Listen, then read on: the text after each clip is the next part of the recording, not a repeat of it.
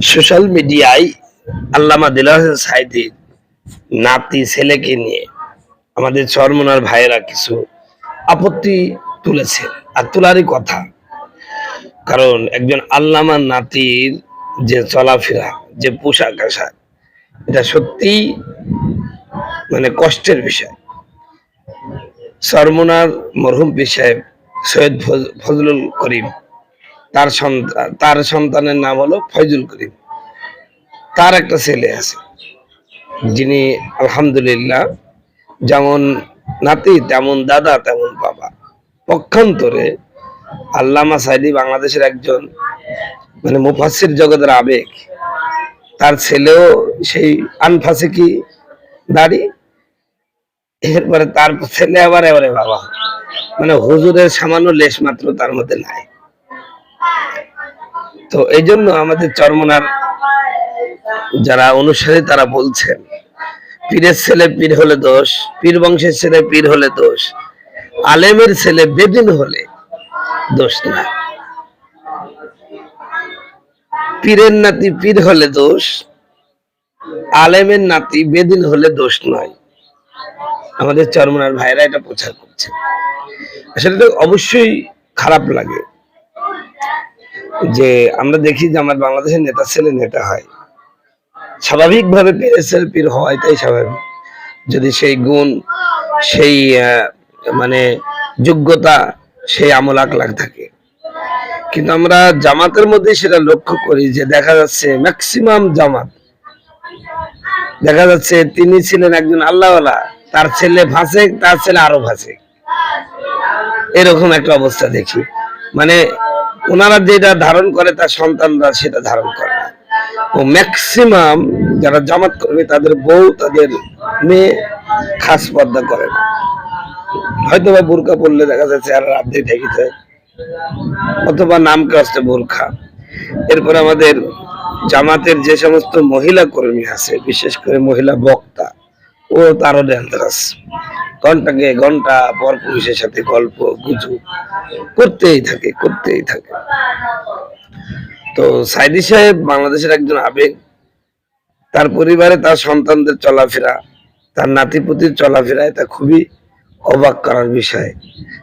যে যেহেতু আমাদের বাংলাদেশে শুধু এলেম নামাজ কালাম পড়লেই হবে না, এলেম আমল শিখলেই হবে না, সে সাথে পোশাকটাও মিন করে আমার দেশের মানুষ, তার পোশাক আশাকও লক্ষ্য করে। এই হিসাবে সাঈদী সাহেবের নাতির যে চলাফেরা, এটা সত্যি আমাদেরকে কষ্ট দেয়। আমি জামাতের ভাইদেরকে বলবো, আমার এই বক্তব্য যদি আপনারা শুনে থাকেন, আপনারা নিজেরা ইসলামী দল করেন, সন্তানগুলোকে একটু আমলের উপর তোলার চেষ্টা করেন, তা না হলে আপনারা এরকম ভাবে সমালোচিত হবেন। বিশেষ করে আমার এই বক্তব্য যদি আপনারা শুনে থাকেন, শামীম সাঈদী পরিবারে পৌঁছায় দিয়ে যে জনগণ আপনারা যেভাবে চলছেন, যে আপ টু ডেট ইসলাম নিয়ে আসছেন, এটা জনগণ খাচ্ছে না, জনগণ এটা পছন্দ করছে না, এটা পৌঁছে দিয়ে ওই কিয়ামতের কঠিন মুসিবতের দিনে সন্তান মায়ের কাছে গিয়ে বলবে, মা কত কষ্ট করে লালন পালন করেছো, এই প্রচন্ড শীতের মধ্যে আমি প্রসাব করে দিয়েছি, তারপর ভিজা কাপড়টা তোমার গায়ে জড়াইয়া আমাকে শুকনো কাপড় দিয়ে জড়ায় রাখছো, যাতে আমার অসুখ না হয়, আমি যেন অসুস্থ হয়ে না পড়ি। ও মা, দুনিয়ার মধ্যে তুমি আমাকে সুস্থ রাখার জন্য কত কষ্ট করলে, নিজে না খেয়ে আমাকে খাওয়াইলে, আর আজকে আমাদের কঠিন মুসিবতের দিনে মা আমার আল্লাহর কাছে দাঁড়িয়েছি, একটা নেকির জন্য জান্নাতে যেতে পারছি না মা।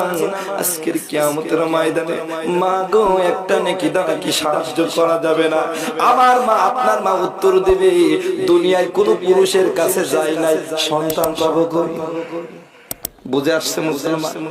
সন্তান তা নৈরাশ হয়ে বাবার কাছে চলে যাবে, বাবাকে ডাক দেবেন, বাবা গো বড় কষ্ট করে আমার লালন পালন করেছিলা, আমার পোশাক দেওয়ার জন্য, আমার লেখাপড়া খরচ দেওয়ার জন্য, পরীক্ষার ফর্ম ফিল আপ করার জন্য, ও বাবা তুমি যখন বাজারে গিয়েছিলাম কত জিনিস খেতে মন চেয়েছে, কিন্তু সন্তানের পোশাক কিনে দিতে হবে, সন্তানের বই কিনে দিতে হবে, কলম খাতা কিনে দিতে হবে, এই ভেবে নিজের মনকে তুমি কোরবানি দিয়ে ভালো কিছু না খেয়ে আমারে খাতা কিনে বড় মানুষ করেছিল, অফিসার বানাইছিল, আমাকে ব্যারিস্টার বানাইছিল, উকিল বানাইছিল, ম্যাজিস্ট্রেট বানাইছিল, মাস্টার বানাইছিল। বাবা আজকে আমাদের কঠিন মুসিবতের একটা নেকির জন্য জান্নাতে যেতে পারছি না।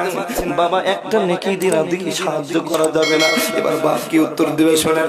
বাপ বলবে দুনিয়ায় তো আমি বিয়েই করি নাই, কোনো মেয়ের কাছে যাই নাই, সন্তান প্রদান করে।